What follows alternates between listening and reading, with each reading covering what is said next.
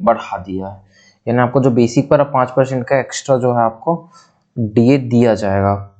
तो चलिए गाइस, आज की वीडियो में हम लोग जानेंगे कि ये डीए होता क्या है, डीए को कैलकुलेट कैसे करते हैं, क्या इसका कोई फॉर्मूलाज है, और आप बताऊंगा कि डीए पर टैक्स लगता है कि नहीं, और साथ ही साथ आपको ये भी बताऊंगा कि पेंशनर जो होते हैं, अभी जो सेवानिवृत्त अधिकारी कर्मचारी होते हैं, उन्हें इसका लाभ मिलेगा कि नहीं। तो चलिए वीडियो शुरू करते हैं और जानते हैं। और अगर आप इस चैनल पर नए हो तो चैनल को सब्सक्राइब भी कर लेना, बेल आइकन को प्रेस कर देना। तो चलिए वीडियो शुरू करते हैं। गाइस, सबसे पहले हम लोग जान लेते हैं कि आखिर डीए होता क्या है।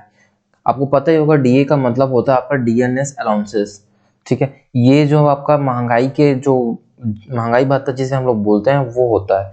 जैसे जैसे आपका महंगाई बढ़ता जाता है, वैसे वैसे इसमें जो है आपकी बढ़ोतरी समय के अनुसार किया जाता है। ये जो आपके सरकारी कर्मचारी जितने भी होते हैं, चाहे वो राज्य के हों केंद्र के हों, वो जो है आपका महंगाई भत्ता उन्हें डीएनएस अलाउंसेस दिया जाता है। अभी जो केंद्र है आपका 17% से बढ़ाकर 28% कर दिया, लेकिन आज अभी राज्य सरकार ने हमारी जो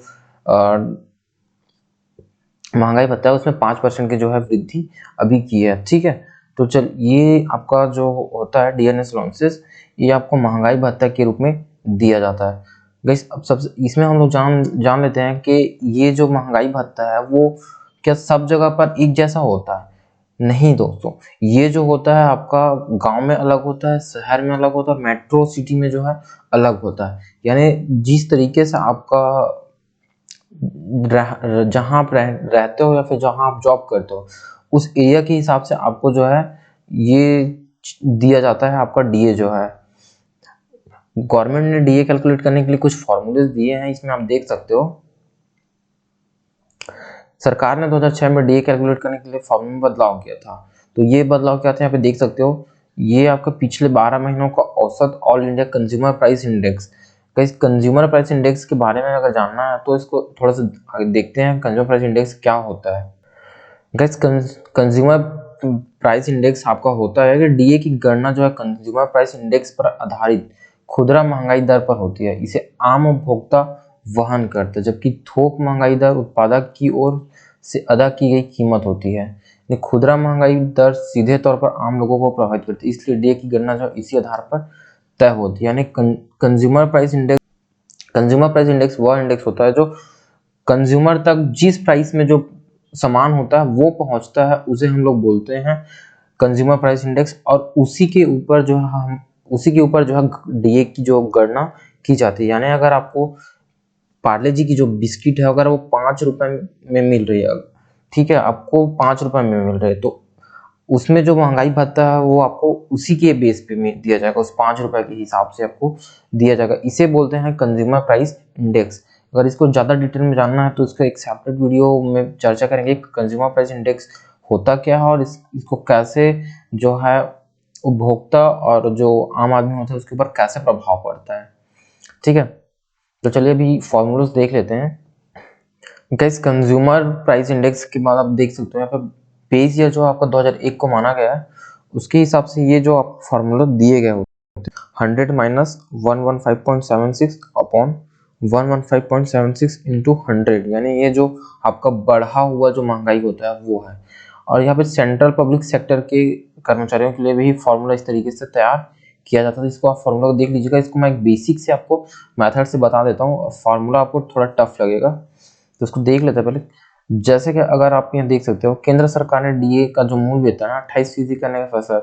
अगर गाइस जो आपका सैलरी होता है, डीए जो है हमेशा आपको बेसिक पे दिया जाता है। यानी अगर आपका जो सैलरी है अगर आपको 30,000 रुपये दिया जा रहा है, तो अगर हम लोग केंद्र सरकार का जो डीए का जो बात करते हैं 28% है, तो अगर आपका 30,000 का 28% आप निकालते हो तो आपको 8400 रुपये जो आपको डीए दिया जाएगा। इसी तरीके से आपका जो है डीए का गणना जो बेसिक पे किया जाता है। अगर आपका जो बेसिक 20,000 रुपये है, तो आपका जो डीए बनेगा वो 28% 20,000 का बनेगा। तो हमेशा जो सैलरी डीए की जो गणना की जाती है वो हमेशा आपको बेसिक पे ही किया जाता है, ना कि जो टोटल होता है उसमें नहीं किया जाता। अब जानेंगे गाइस कि डीए जो है टैक्स के दायरे में आता है कि नहीं। ये भी एक बहुत बड़ी बात है कि ये जो है गवर्नमेंट हम लोगों को प्रोवाइड करा रही है डीए, तो ये इससे टैक्स हमको देना पड़ता है कि नहीं। तो ये देखते हैं हम लोग। गाइस ये जो है आपका सैलरी पाने वाले कर्मचारियों को डीए पर टैक्स देना पड़ता है। यानी जो कर्मचारी होते हैं सरकारी कर्मचारी, उनको डीए पर पूरा टैक्स जो है आपका गवर्नमेंट वसूल लेती है। इसमें बहुत सारे वो होते हैं जो आपको रूल्स के मुताबिक जो है कर्मचारियों को डीए का हिस्सा आईटीआर में अलग से भरना पड़ता है। ठीक है, डीए को दो कैटेगरी में बांटते हैं, पहला औद्योगिक महंगाई भत्ता और दूसरा जो है वेरिएबल महंगाई भत्ता। इंडस्ट्रियल महंगाई भत्ता केंद्र सरकार और सार्वजनिक क्षेत्र के कर्मचारियों पर लागू होता है। यानी जो इंडस्ट्रियल जो महंगाई भत्ता होता है वो सिर्फ आपका केंद्र सरकार और सार्वजनिक क्षेत्र के जितने कर्मचारी होते हैं उन पे लागू होता है, और कंज्यूमर प्राइस इंडेक्स के आधार पर हर तिमाही पर इसकी जो समीक्षा होती है। ठीक है, इसी तरीके से नेक्स्ट हम लोग देख लेते हैं पेंशनर्स जो होते हैं या जो सेवानिवृत्त कर्मचारी होते हैं उन पर इसका क्या प्रभाव पड़ने वाला है। यानी जो पेंशनधारी होते हैं उनको डीए का कोई लाभ मिलता है कि नहीं। तो आप देख सकते हो पेंशनर्स के लिए महंगाई भत्ते को डीआरएस रिलीफ भी कहा जाता है।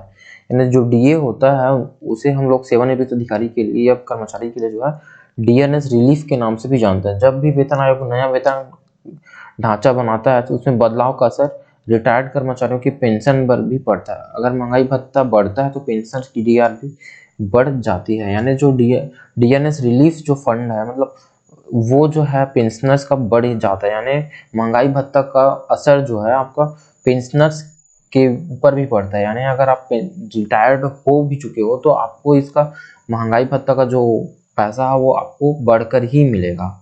तो इस तरीके से आपका जो पेंशनर्स के लिए भी एक लाभदायक होता है डीएनएस अलाउंसेस या फिर डीए। गाइस अब बात कर लेते हैं हम डीए का इतिहास के बारे में।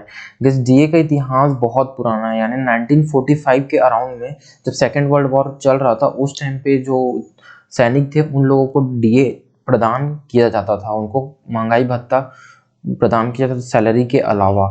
तो उसमें उसके बाद जो है भारत में अगर डीए की बात करें भारत में कब आया, तो भारत में जो है आपका 1972 में मुंबई के कपड़ा उद्योग में कार्य कर रहे सभी कर्मचारियों को ये सबसे पहली बार दिया गया था डीए जो है।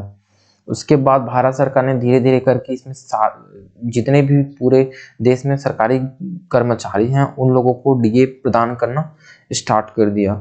उसके बाद देखते देखते पूरी तरह से डीए जो है सबको मिलने लगा, गवर्नमेंट सर्वेंट्स को। इसके अलावा ये जो है आपका पाकिस्तान और बांग्लादेश में भी डीए का जो है प्रावधान है, वहाँ भी गवर्नमेंट के जो सर्वेंट्स होते हैं उन्हें डीए दिया जाता है। डीए जो है आपका टोटली जो है महंगाई के ऊपर डिपेंड करता है। महंगाई जैसे जैसे बढ़ता है उस हिसाब से गवर्नमेंट आपका कैलकुलेशन करके ये डीए जो है आप लोगों को प्रोवाइड करता है। तो आई होप ये वीडियो आपको पसंद आई होगी और समझ भी आई होगी। तो मिलते हैं नेक्स्ट वीडियो में। आज के लिए बस इतना ही। अगर वीडियो पसंद आई हो तो लाइक कीजिएगा, चैनल को सब्सक्राइब कीजिएगा। जय हिंद।